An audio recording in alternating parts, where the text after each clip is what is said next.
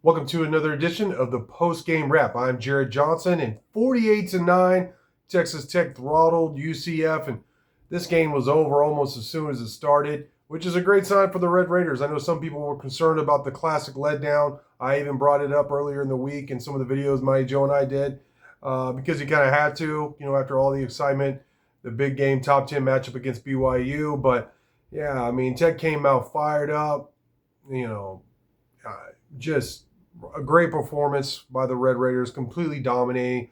I mean, after the first quarter, Tech led 14-0. After the first half, they led 38-2, and the only points UCF had was a safety, and that was a hold. It wasn't even like a tackle in the end zone; it was a hold in the end zone. So, 48-9, great performance by the Red Raiders. Defensively, I mean, just suffocating defense. UCF finished with 52 rushing yards. This is a team that averages around 180. So, Texas Tech's defense did what it does. J-Rod, in his march towards at least going to New York, as a Heisman finalist, took another positive step. I mean, he had a monster game in the first half. He had 6 tackles, a tackle for loss, interception, and a rushing touchdown. I like that they, utilized him.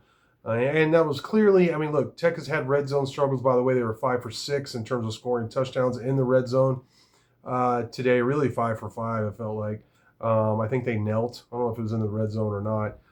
But they obviously looked a lot better in that portion of the game. But J-Rod was a part of that. He had a rushing touchdown.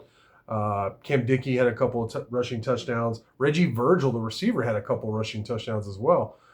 So Tech handled their business in that sore spot that has been the red zone for a lot of this season.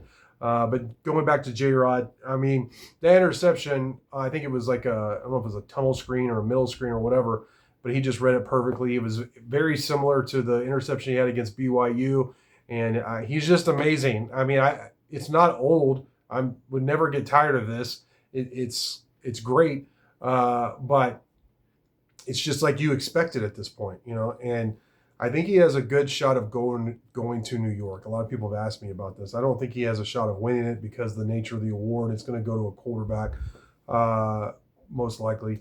But I do think he has a very good shot of going to New York. I think a lot of the media folks are going to like his story. He has a really cool story. Him and his wife, Emma, who's a Black Hawk pilot. Just the whole, the fact that he was a walk-on, he used to sleep on his brother's floor, and all those things. It's just a really neat story. I think they're going to want to tell that. And I think his stats and his play back up that. But the team overall, Lee Hunter had a really good game. He got that one roughing the passer. Yeah, he was just a patty cake, pretty weak.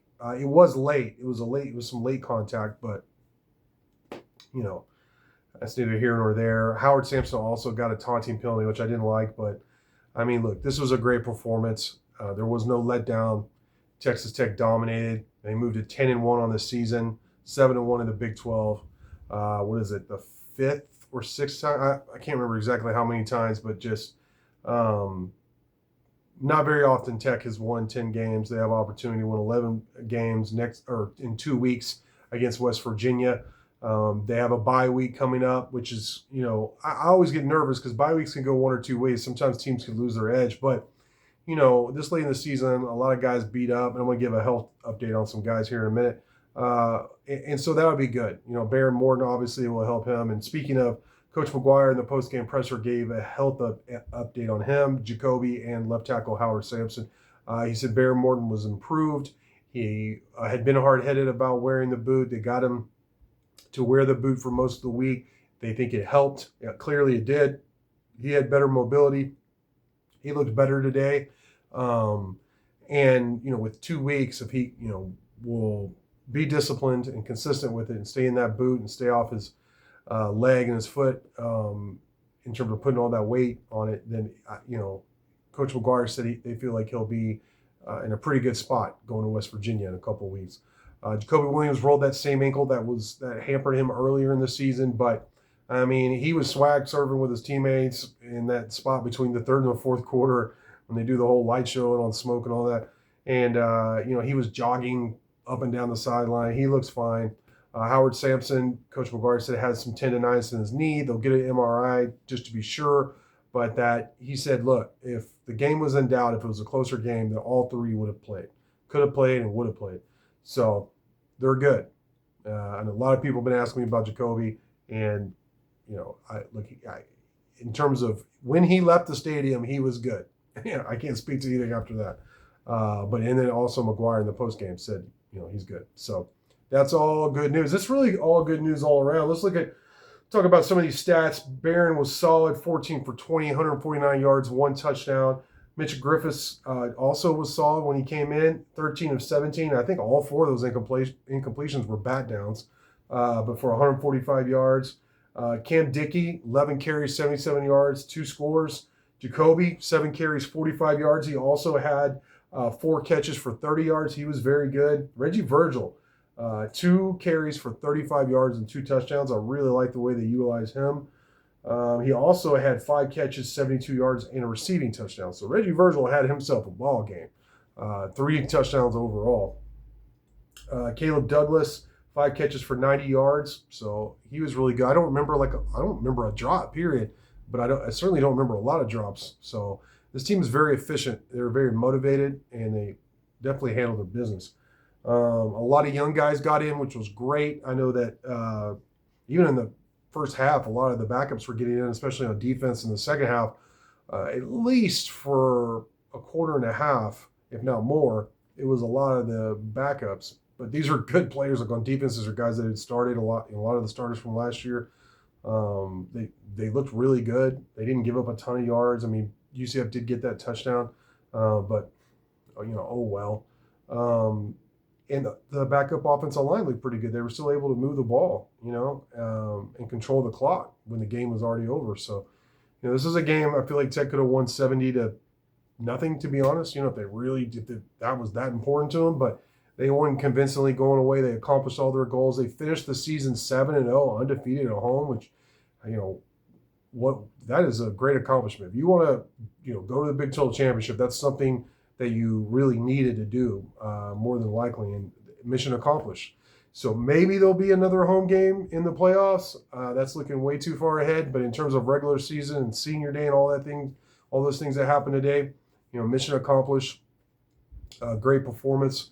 And, I do think the bye week, as long as they don't lose their edge, because that does happen to even really good teams and veteran teams and all that, then it could come at a really good time. They can get rested up, go out and play West Virginia, and, we'll have to see what happens there. It's on the road. I don't know what the weather's going to be. It was sunny, high 80s, low 90s, during a lot of the game at the Jones today. We'll have to see what it's like, on the East Coast of Morgantown, in West Virginia, but at least they have a couple weeks to prepare, get healed up and all that. And, if they win that game, they're, in the Big 12 championship. So a lot of motivation there. I want to talk about some other defensive guys.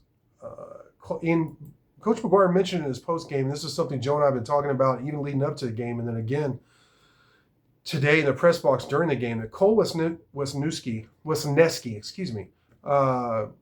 I had a long streak of saying that correctly, by the way. Cole Wisniewski has been playing at a really high level. Like I said, Coach mentioned that in the post game. He's been looking like the guy I was expecting when he came in this season. He's just steadily gotten better. I think Brendan Jordan's been pretty dang good too. He's improved a lot, but Wisniewski is just playing at another level right now, like a dominant player. He was second on the team in tackles with 7. Brendan Jordan was third with 5. Ben Roberts has been really good. He had a tackle for loss, 5 tackles overall. He can go down the list. Romello Height had a sack. Marion Banks had a sack. Duda, it was good to see him play. David Bailey had it. I don't know if it was a 4th down sack or not, but he had a big play as well. Jaden Cofield got in a lot more than usual. 1.5 tackles for loss and a half a sack. I really like what I'm seeing for him. And like A.J. McCarty playing and plays so well is a great example of the depth that Tech has on defense. That dude is a really good football player. I was talking about it again with Mike Joe in the press box, and he said, yeah, that guy would start on pretty much every other Big 12 team. He's just that good of a player. And, one of the things I like about AJ is that Coach McGuire has mentioned that he's never complained. John Curry stepped into that role when AJ was hurt. Michael Dingle got hurt too, and they needed somebody. And obviously, John Curry has been terrific. But AJ has played in some critical situations and played well, and he looked good tonight too. So it's really nice to have him, you know, in case you need him. It's great to see Bryce Ramirez get a forced fumble, senior day, all that. What a great story he is, from walk on, to starter. And it wasn't just a walk. It wasn't like a preferred walk. It was like a tryout. Like he was about to hang up his cleats. And some people that really genuinely care about him were telling him, like, maybe he should be done. And he went out for the tryout, made the team, and then ended up starting like within a season or two, a couple of seasons. And then suffers that terrible injury, another setback after he came back from the rehab with an infection. But then he's back again, and then here he is on senior day getting, a forced fumble. And I think he recovered that fumble. I don't remember, but I know at least he forced it with a big hit. So it was great to see that. The corners played great again, of course. I mean, in looking at the game, UCF had 230 total yards, 178 passing yards. A lot of those came like later when the game was already over. But Tech outgained UCF 499 to 230. So, I mean, it was just total domination. This is like, it was boring because, Tech was so dominant. And I'll take that every week, of course, So I think I know going into this bye week, you feel good about the guys getting healthy. They have handled their business. They handle their business at home. And they have a heck of an opportunity in a couple of weeks to go out to West Virginia and clinch a spot in the Big 12 championship. And then from there, it gets real. Obviously, the overall competition ramps up. See who you play in that, and then probably be in the playoffs. So I know it makes some people nervous looking ahead, but I mean, we're getting to that point, especially with the bye week coming up where we can kind of look ahead. The players and the coaches, they got to go week to week, 1-0 and all those things.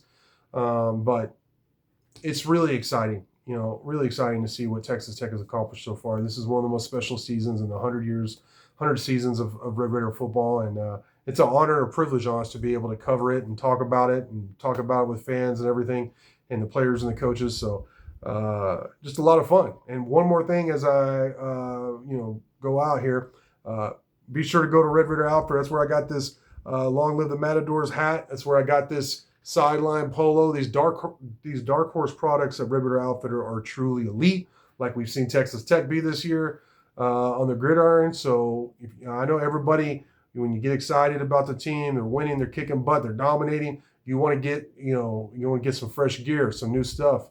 Flaunt the double T. Where else are you going to go but Red Raider Outfitter? So check it out. Of course, they got that new location in Plano as well. But for now, I want to thank you for watching. And until next time.